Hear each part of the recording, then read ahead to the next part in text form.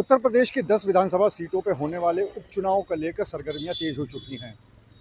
लेकिन रविवार को कानपुर पहुंचे सीसामऊ सीट के लिए कांग्रेस के पर्यवेक्षक किशोरी लाल शर्मा, जो कि अमेठी से सांसद भी हैं, उनके एक बयान ने चर्चाओं का बाजार गर्म कर दिया।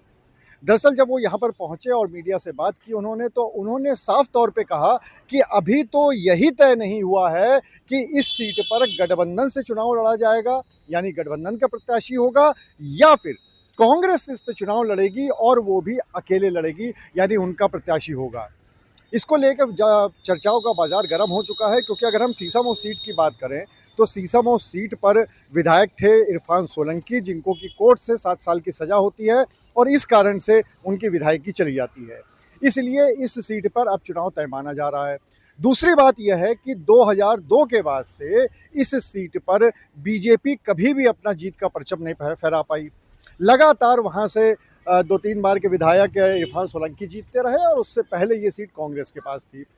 तो फिर ये माना जा रहा था कि चूंकि लगातार ये सीट पिछले कुछ चुनावों से समाजवादी के खाते में गई है, इसलिए, और सीसामऊ सीट मुस्लिम बहुल्य सीट है, तो इस वजह से भी यहाँ पर प्रत्याशी होना चाहिए समाजवादी पार्टी का। यहाँ तक कि आधिकारिक तौर पर तो नहीं, लेकिन हाँ, कई बार यहाँ के जो नेता हैं समाजवादी पार्टी के, उन्होंने साफ तौर पे कहा है कि इरफान सोलंकी की पत्नी नसीम सोलंकी को टिकट दिया जाएगा, और इसके लिए जो राष्ट्रीय अध्यक्ष है समाजवादी पार्टी के अखिलेश यादव, उन्होंने भी हामी भर दी है। हालांकि इसकी कोई आधिकारिक पुष्टि नहीं हुई है, लेकिन अब जो किशोरी लाल शर्मा का बयान आया है, उसके बाद से एक फिर नई चर्चा शुरू हो गई है। नहीं, अभी तो हम लोग आए हैं, पहली बार पर्यवेक्षक होकर आया हूँ, तो अभी तो हम सबकी राय लेंगे किस तरह की स्ट्रेटजी वहाँ बनानी है। और दूसरा ये है कि अभी गठबंधन लड़ेगा या अकेले लड़ना, इस पर ही फैसला होना है।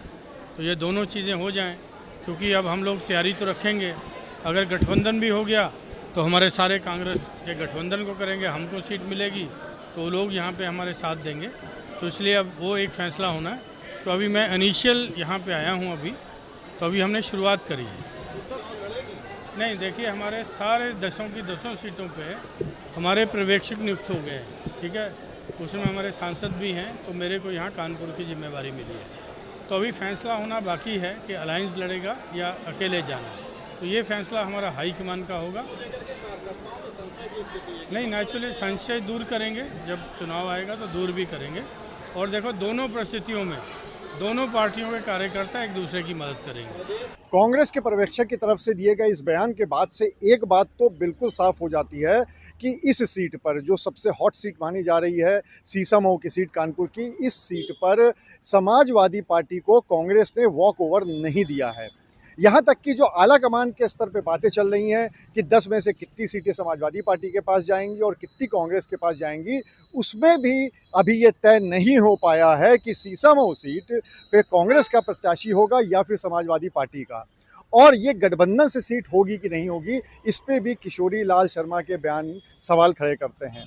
लेकिन एक बात तो तय है कि जिस तरह से उन्होंने बाद में इस बात को कवर अप करने की भी कोशिश की कि चाहे कोई भी परिस्थिति हो, लेकिन एक दूसरे के कार्यकर्ता एक दूसरे की मदद करेंगे, तो उसमें देखने वाली बात ये होगी कि क्या वाकई में इतने सालों से ये सीट अगर समाजवादी पार्टी के पास थी और कहीं कांग्रेस के पास चली जाती है, तो क्या समाजवादी पार्टी का कार्यकर्ता उसमें सहयोग करेगा?